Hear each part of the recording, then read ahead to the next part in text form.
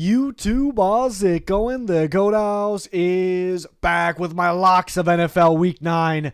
Really excited about these. I feel great about this week. A lot of good picks that I feel very good about. So going over different betting options, different, possible parlay options as well. We do this video every single week. We have straight up picks with some other guys, so you get different opinions. We have score predictions on the channel as well for this week. Picks against spread for each game in that score predictions video.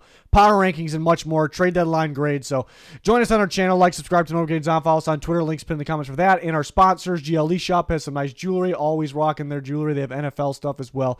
Giveaway going on with them. Liquid IV code GOAT as well. Links pinned in the comments. So spread lock of the week's going to be the Ravens. And you see records on the right. For the locks, I think that's a little misleading. I don't sound like I'm making excuses, but last week I had the Chiefs, and I did think the Chiefs were going to cover by 7. Turns out Mahomes was sick. If I knew he had the flu, I would have picked the Chiefs -7 still. Definitely would have thought that. Was wrong about that. Probably wouldn't have had it as my lock, though, my number one lock. And the week before, I wanted the Jags if Trevor Lawrence was playing at the time of recording. We didn't know if Trevor Lawrence was playing, so really, the locks record it's a little misleading, I'd say. Picks were above 500 in total against the spread picks on the year. We're doing pretty good, actually. So, spread lock. I love the Ravens this week. Just got one of those feelings, that when I look at games and I don't get a whole lot of them during the season. I mean, I get some, here and there. It's not every single week. I just got a feeling it's two good teams. I got a feeling the Ravens are going to beat them up pretty good. They're at home. Going to be a little chilly out there. That Baltimore Ravens home field advantage. They're playing consistent, great defense. Seattle's been struggling. They've been winning, but it's because of their defense. Their offense does just enough. Their offense has been a little sketchy at times, though. I don't think that they'll have explosive plays. Team's been letting Jake Bobo go crazy. I don't think the Ravens are going to be that team, So I think the Ravens will lock them down for the most part. It's not like they're going to score 0 points, but Seahawks defense has been really good, but they're very, very young. They're going to have hiccups here and there. Lamar Jackson, Todd Monken offense, they're getting going. This could be very similar to the Detroit Lions game for the Ravens. So I like them covering that 5.5. Some of these lines could change, like that Giants one. I actually I'm recording this video now like much earlier than I normally record it. I had to get ahead because very busy later in the week. So the lines could change, but you get an idea here. The Bengals is almost in this. That's why I love this week so much. I'm usually like a Bills-Bengals and a Ravens-Seahawks type game. Like usually you don't, like most people don't feel that confident, even myself, like super confident about it. I feel great this week about these. Something about these games. I like the Bengals beating the Bills, and they're going to beat them by more than a field goal. Field goal, worst case, you still cover. At home against the Bills, the Bengals are heating up. I was all over the Bengals going into this year. I'm all over them again. So I think they're gonna get going. They got competition with the Ravens, obviously. At home, bad match for the Bills. Sunday night football. Josh Allen's a little beat up. He might not even play. If he doesn't play, you better jump all over this. The line's gonna shoot up. Obviously, the Bills have no shot if Josh Allen doesn't play. I'd imagine he plays, but he's a little beat up. Then you got the Giants plus 1.5. I think they're going to win the game. I thought they were going to win the game with Jimmy Garoppolo playing quarterback for the Raiders. He's struggling, but Aiden O'Connell is not better than Jimmy Garoppolo right now. Their offensive line's really struggling, and guess who's starting to pick it up? Not only the Giants' defense, but their pass rush. Kayvon Thibodeau is tearing it up. The whole defense has been locked down in coverage. The Giants' defense is playing out of their mind. So I don't see the Raiders doing a whole lot.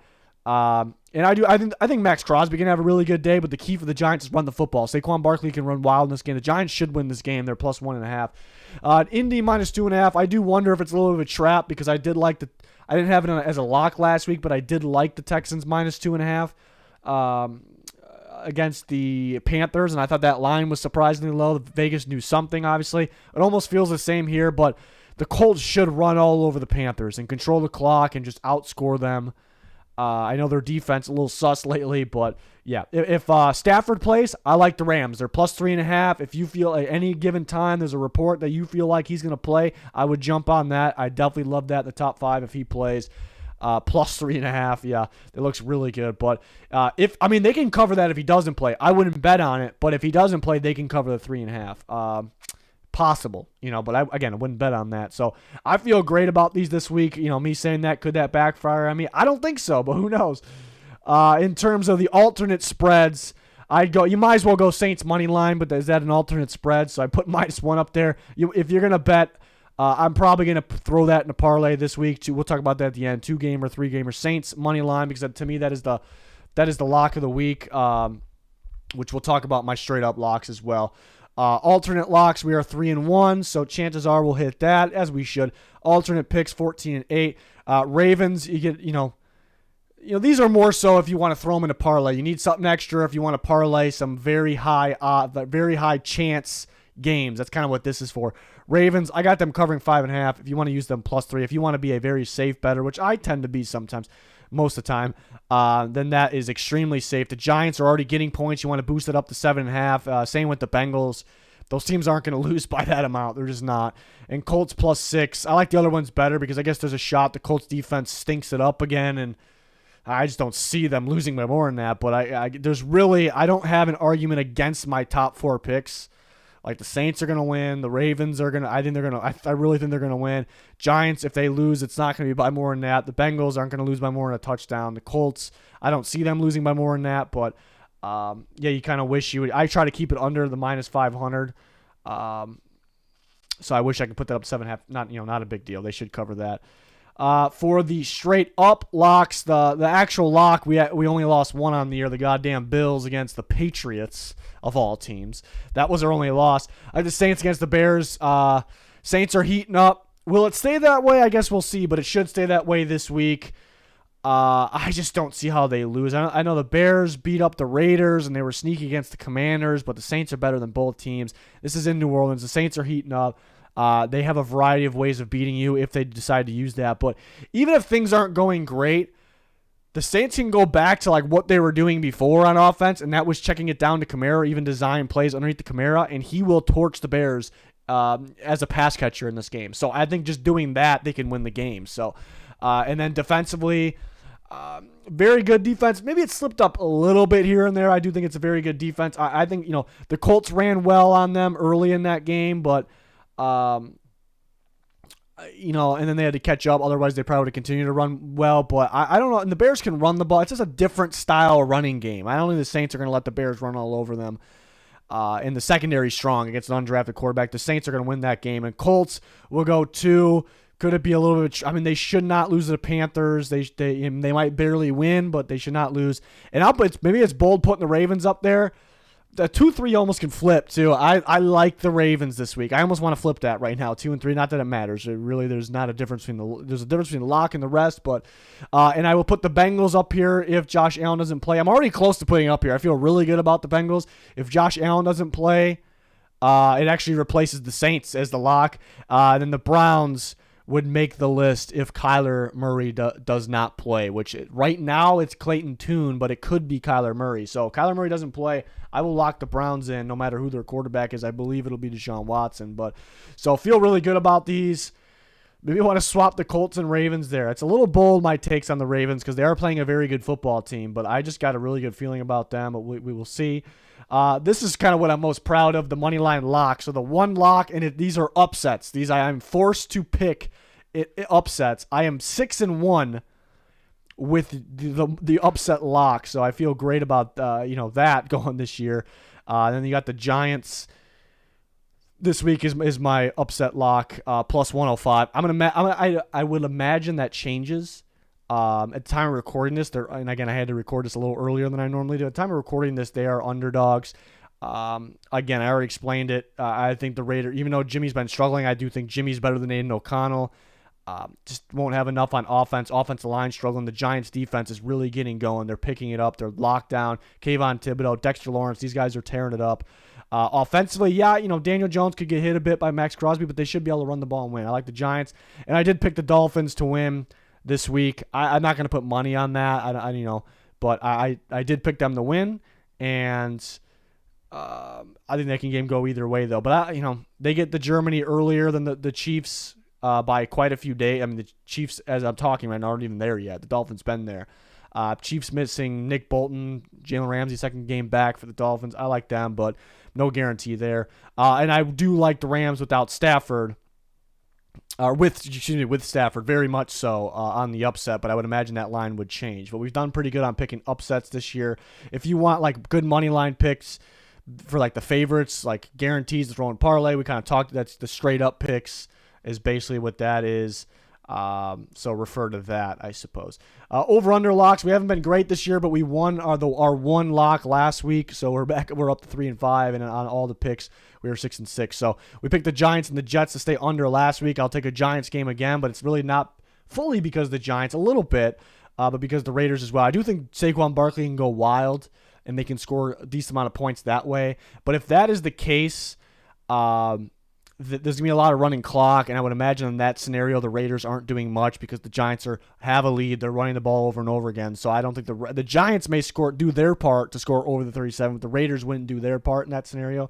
But either way, I just don't think it goes over. I had a 17-13 final. I don't think Aiden O'Connell can do enough against a stout Giants defense. Offensive line struggling. Giants offensively, they should pick it up a little bit this week because Daniel Jones is back and Barkley can run well in this game, but I don't know if it's enough really because I don't know if they'll be able to pass that effectively with Max Crosby just tearing it up out there. And if Kyler Murray is out, I do like the Cardinals-Browns under 37.5. I like that a lot, actually. It's pretty even with my lock if he is out. So, because I just don't think Clayton Tune's going to do anything against that Browns defense. So that's only if Kyler is out. Then next we got just ranking my best bets. Just put 6 up here. Didn't really mess around with any alternate lines with this. We got the Saints money line. If you're kind of making a parlay or something, I think that should be in there. I just like the Ravens straight, just their normal line. 5.5. I like anywhere around there. I think they're gonna win big. I think they're gonna win big. Giants, I think we explained it multiple times in this video. I think they're going to win. They're underdogs right now. And then the Bengals, again, I'm very confident with the Bengals. I'm very confident with the Bengals at home on Sunday Night Football. And then Josh Allen might be out. I don't think he's going to be out, but he's beat up. Colts money line, and then that Giants. And it's risky putting an over-under in here because I haven't been great on the over-unders, but I do like that one. But maybe don't trust me on the over-unders if you're not comfortable. Trust me on the top 5. I really like the top 4. I should have put a space in the graphics guy. Should have put a space. Really like the top 4. Maybe the top 2 separate themselves a little bit too. So I changed up the how this looks a little bit. So I gave you different parlay options for Sunday's action. So if you pair just different options in order of odds, if you pair the Saints just winning with the Ravens, which I keep raving about the Ravens covering that spread, pair those together, pretty decent odds. If you pair Ravens and Bengals, a little bit of AFC North action there at the top, taking over the NFL maybe as the season goes on. Like at the top of the AFC, they could get there. But Ravens money line, you don't have to worry about that big spread this way. Then you get the Bengals -2. That should definitely hit. Then Saints in a little bit of upset. Giants, well, not with the Saints, with the Giants, 156, plus 156.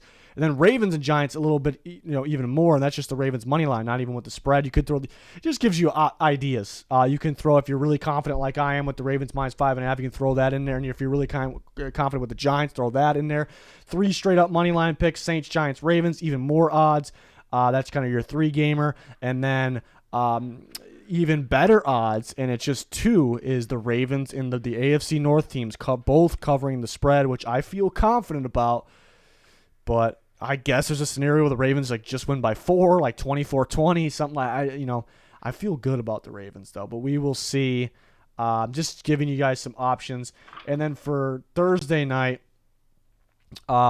there's some options for you guys. I don't know if I'm crazy about this game because it could be one of those games. It very well could be one of those games where the teams, mainly the Titans, just drain the clock, and these players don't have a lot of opportunity to get their overs. It definitely could be one of those games. These are ones I feel good about, like even if it's one of those games. Maybe the scariest one, if it's one of those games, is somebody needing to get 5 catches like Deontay Johnson. But his ability to play in the slot and outside's big. I think Kenny Pickett will be trying to get the ball out quick in this game. That's huge. Receivers tend to do pretty well against the Titans as well. And some slot receivers have Josh Downs, Zay Flowers, multiple more, so I think Deontay Johnson could have a day. Another game back. So I do like him. He's going to get over 40 yards. I really feel good about that.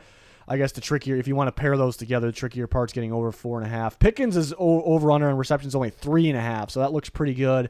Henry's only at 1.5 receptions. He'll get at least 2 catches, I think. It's not like he's going to kill 2 catches, but he should get at least that. And Henry should go over 50. I guess the scary thing about that is if they're playing from down, but it should be close to at least the whole game. But going, back up a little bit, why I like these Steelers receivers so much is, well, the Titans game plan probably is run the football, but you can't really predict how early will they be down, how early will they have to start passing the football. I think that's going to be their game plan, though.